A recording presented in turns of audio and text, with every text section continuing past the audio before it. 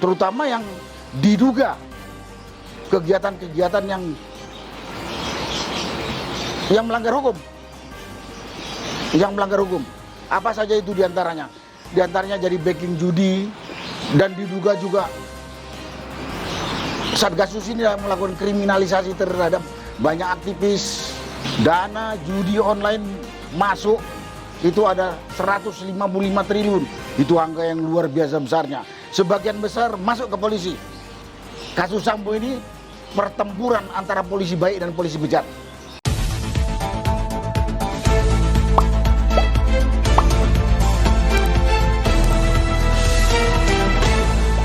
Racikan berita. Menurut Pak Sumarko, saat ini kan banyak sekali para aktivis ya meminta Satgasus Merah Putih itu harus diaudit. Nah, dari Bapak sendiri bagaimana pendapat itu? Ya, terima kasih Mas Dul. Kalau ditanya pendapat saya sependapat dengan apa yang telah disampaikan oleh teman-teman aktivis. Usut Satgasus Merah Putih dari kegiatan atau programnya sejak dia dibentuk sampai kemarin katanya sudah dibubarkan, termasuk anggaran atau budget yang dia gunakan, termasuk kegiatan apa saja yang dia lakukan. Dan itu menurut saya bukan pekerjaan sulit bagi seorang Kapolri, kalau Kapolri memang mau dan Kapolri tidak terlibat dalam hal-hal yang negatif yang dilakukan oleh Satgasus Merah Putih tersebut. Jadi saat ini sudah menjadi pertanyaan publik, bukan hanya aktivis saja, bahwa keberadaan Satgasus Merah Putih sejak dibentuk sampai kemarin dibubarkan menimbulkan banyak pertanyaan. Dan saya lihat suara-suara yang ada di publik itu justru banyak yang negatif kepada kepolisian. Karena ini kan satu struktur organisasi yang sifatnya insidentil. Bisa begitu panjang, berjalan, tertutup. Dan apa yang dilakukan juga tertutup. Sehingga banyak sekali pertanyaan di masyarakat, apa saja yang sudah dilakukan, terutama yang diduga kegiatan-kegiatan yang melanggar hukum. Yang melanggar hukum. Apa saja itu diantaranya? Diantaranya jadi backing judi, dan diduga juga Satgasus ini melakukan kriminalisasi terhadap banyak aktivis.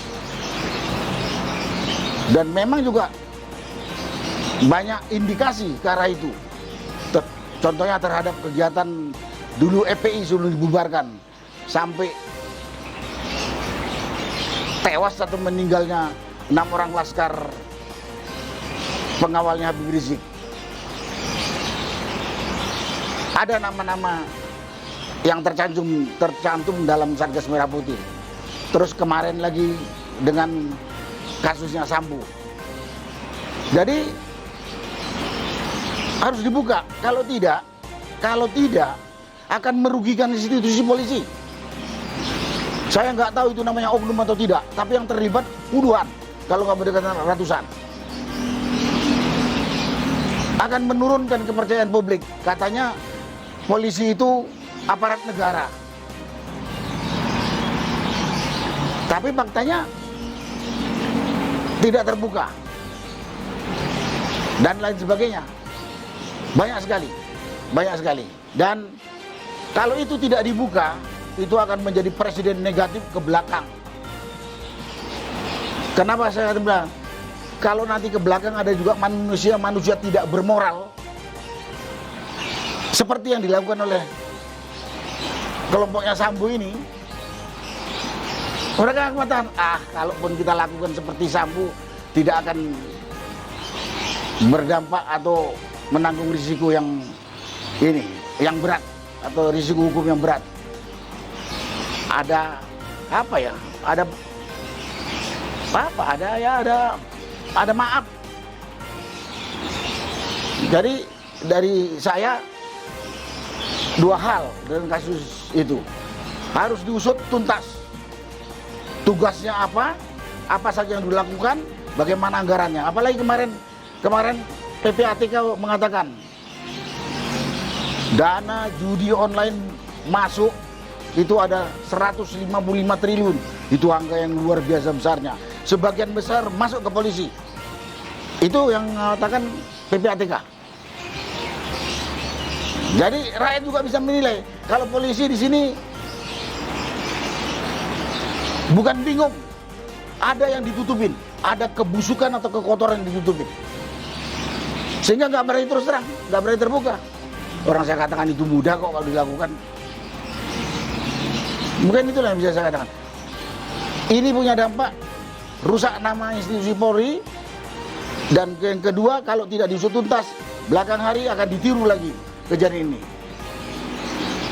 Dan yang ketiga, rakyat, ya termasuk saya, mencium ada satu kebusukan atau kotoran yang disembunyikan, yang takut dibuka. Dan itu yang dikejar oleh publik. Nah, tanggapan Pak Sunarko sendiri, Pak, dalam pengamatan Pak Sunarko selama ini, apakah kasus Verdi Sambo ini akan selesai dengan hukuman berat atau justru berdamai?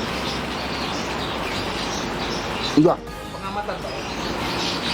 Menurut saya, kalau saya diminta pengamatan saya, gimana ya? Saya terus ingat apa yang dikatakan oleh Jenderal Purnawirawan Gatot. Kasus Sambo ini pertempuran antara polisi baik dan polisi bejat.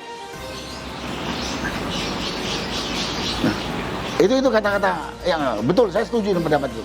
Ini adalah pertempuran atau perkelahian atau ya konflik antara polisi baik dan polisi bejat. Dan kita mengharapkan, saya mengharapkan sebagai warga negara, mengharapkan ini dibuka dan diadili secara jujur dan dijatuhi sanksi sesuai hukum yang jujur. Karena kalau kemudian ini damai, jangan menyesal kalau rakyat kemudian tidak percaya kepada pemerintah dan tidak percaya kepada polisi. Saran Pak Sunarko kepada Polri bagaimana? Saran kepada Polri, selesaikan dengan jujur dan terbuka. Jangan ada tipu-tipu. Jangan duga atau jangan perkirakan rakyat itu buta. Jangan kira rakyat itu tuli. Jangan kira rakyat itu tolol. Enggak. Nyatanya hampir semua apa yang pernah dilakukan oleh Satgasus itu udah bersebar di medsos. Memang di media mainstream nggak ada, baik di media elektronik, di media cetak nggak ada. Kita udah tahu lah itu bagaimana mainnya media-media mainstream itu. Tapi tetap dilakukan soalnya saya. Itu konyolnya polisi. Kalau mau bilang ketololan. Dan itu juga sebetulnya kerugian besar buat dia. Karena tingkat kepercayaan rakyat nggak percaya. Omong kosong itu dengan semboyan presisi, semboyan pengayom dan pelindung masyarakat. Sekarang enggak. Rekayasa itu, saya kemarin mengatakan, saya kemarin mengikuti rekonstruksi pembunuhan seorang purnawirawan dari tingkat AKP sudah merekayasa. Kasus kilometer 50 penuh rekayasa. Yang paling gampang, hari ini Kapolda mengatakan kontak tembak, besok diralat merampas senjata. Kelihatan sekali rekayasanya. Kelihatan. Sama juga dengan Sambo. Hari ini katakan kontak tembak antar si Brigadir J dengan si Barada E. Besok dikatakan pelecehan. Pertama dibilang pelecehan seksual di Duren 3, habis itu di Magelang. kekonyolan yang menimbulkan ketidakpercayaan masyarakat. Dan sekaligus bisa kita menyimpulkan semua mata ke situ melihat. Jangan kira rakyat itu buta dan tuli. Ada nasihat yang bisa Bapak sampaikan untuk yang kebetulan sekarang lagi bekerja untuk mencari kebenaran dari kasus Brigadir Yosua? Saya mengharap aparat, pemerintah dan aparat jujur.